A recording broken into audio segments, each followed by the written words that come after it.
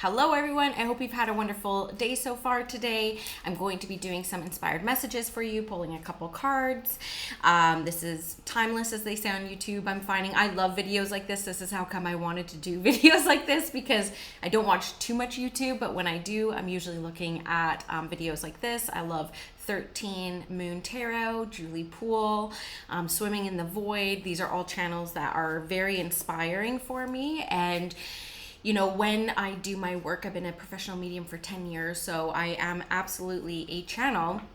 I don't get to do this type of stuff as much, so I want to do more of this. So I'm coming in to just like play around a little bit, do some inspired speaking, just see what kind of comes up like naturally from me. And you know, I teach hundreds of classes a year, and so I spend a lot of time looking for different teachings and lessons like all around me, like through nature, through humanity, through like the animal people, through my own lived experiences. And it's actually how I plan out a lot of my classes, and it's a beautiful way to live because you're choosing a life of living in an inspired way. And so a couple years ago, Spirit came to me in a dream. Sometimes it doesn't happen all the time to me. I don't want you to think I walk around hearing Spirit all the time. It's not like that for me, but there are a few experiences I've had that are more profound than the others. And there was a couple years ago when I would do these type of inspired speakings on my podcast for years, that I woke up one day saying inspirational mediumship. And so I feel that when I am sitting here with an intention to bring through messages that serve you, serve me, serve all the people that you will be in contact with today, if this is something that, you know, progresses you forward or inspires you to go make more conscious choices in your life, that ripple effect is really quite big. And I feel that the act of doing this in the term of my spiritual practice is called inspirational mediumship. So there's a little bit of me at the beginning as I open up my channel. And then as we move along and as I do more videos like this, more and more channeling will come through. So thank you for growing with me through this, because I've always wanted to do this, but I've been nervous to come onto YouTube. I'm a podcaster. I put behind the mic.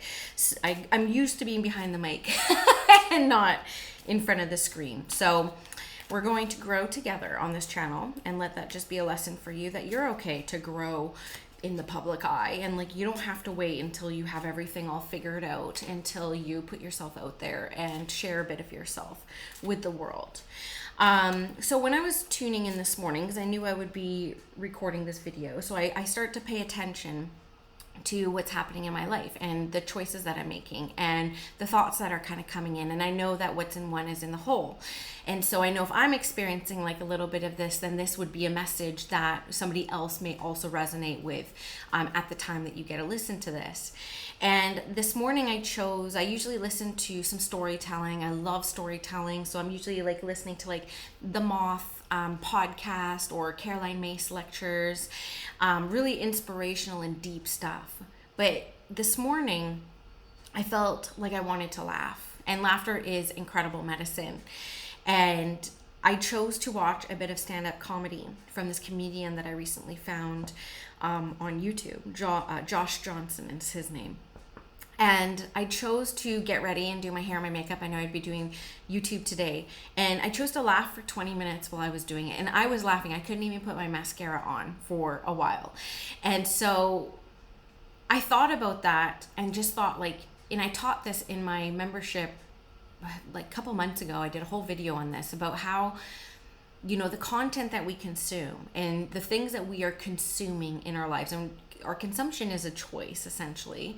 It really can make or break your next experience, right? So not every day I like to start with laughter. I don't think about it. It doesn't come up for me very much. I'm usually in the depths. Like I'm a Virgo, I'm a Scorpio rising. I love going into the depths, going into the deep, taking life really, really seriously. And I've always been really seriously. It takes me a lot of self-leadership to be able to bring myself out of some seriousness and lighten up a little bit. And so when I was kind of feeling into, you know, why my morning felt so great, and it was because I chose to consume content that like lifted my spirit and that inspired me and gave me some good laughs. And there's a lot of purging that comes through laughter. And so I felt like sharing a little bit of that story with you, because I feel that there is a message coming through around, you know, is there an opportunity to lighten up a little bit? Have you been consuming content that is maybe too serious or has like an end game to it? Like, when was the last time you consumed something that didn't have like a goal to it, or you know, like a certification on the other end, or professional development or self-help even? It always feels like there's work being done. Have you ever let yourself just immerse yourself in video that gets the serotonin up, that, you know, you can express yourself through like laughter? And laughter, again, if we hold tension in our body, right? Like we hold stress and we hold tension in our body. If we're not crying, if we're not exercising, if we're not laughing, our body can like hold on to that. There's great books on this, like The Body Keeps the Score. There's, you know, great thought leaders that have tons of science and evidence to kind of like back this up. That's not me. But I know, because I'm a clairsentient medium, I can feel my body. I can feel the impacts of stress on my body. I can feel grief. Like I can feel how that physically can impact us. And I know if we try to hold it all together, and if we do not give ourselves the time to express and to release, then our body will hold on to it. And you just don't know what that's going to do. So laughter for me today, I realized, because I mean, I'm someone who was like, I'll just go cry. You know, I make dates to cry. I make a bath and I'm like, I haven't cried in like a month. And so, and I know that's because I've been like holding it together. For all the, I'm a mom, I'm a wife, I'm a business owner, I'm a medium, like death doula, like all the different things, holding a lot of space, not a lot of opportunities to cry. So I have to kind of like make dates with it. But today, it was almost like a big teaching for me, which I'm passing on to you, around like, man, maybe laughter is like abundance on abundance, right? Like, yes, crying and releasing is also healthy, super necessary. But laughter has a very similar effect to it.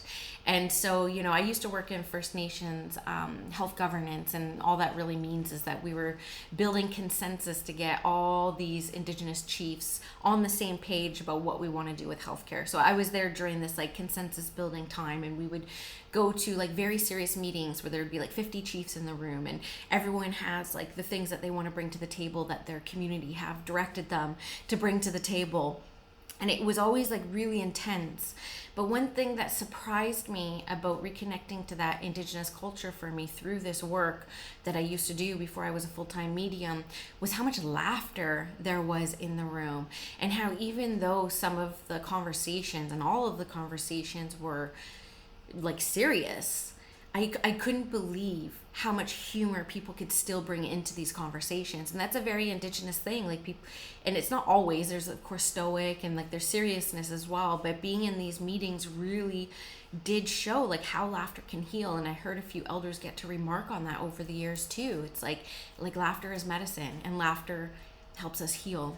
And so the overall message for us today is around, you know, we're heading into a weekend. If you're catching this live, I'm recording it and posting it on a Friday. But, you know, is there an opportunity for you right after this to go, you know, play with your algorithms a little bit? Like, go look at some funny memes. I love memes. I post memes on my Instagram every Monday, my favorite 10 memes of the week.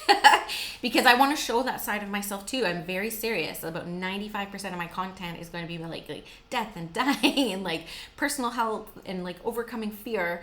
And then on Mondays, I just reserve it to being like, you know what, I have a dark sense of humor as well. This is me. And I love being able to bring people laugh on that Mondays. So, you know, maybe if you have been in a season or a time where you've been trying to like educate yourself on like, you know, some of the crappier things that are like happening in the world, your social justice heart is working in overdrive, you've gone through a big season of activism and advocacy, and you need some repose and respite, think about humor. Go look up a comedy club in town maybe you've never been to, and just go see whoever's performing that night. They could be awful. Who knows? But I highly recommend Josh Johnson. He's hilarious. So I'm just going to pull a couple cards to see if there's any different messages or extended messages for people to kind of like tune into, and we'll just kind of see what's coming through. Today I decided to use my old trusty, my first ever deck, the Psychic Tarot by John Holland.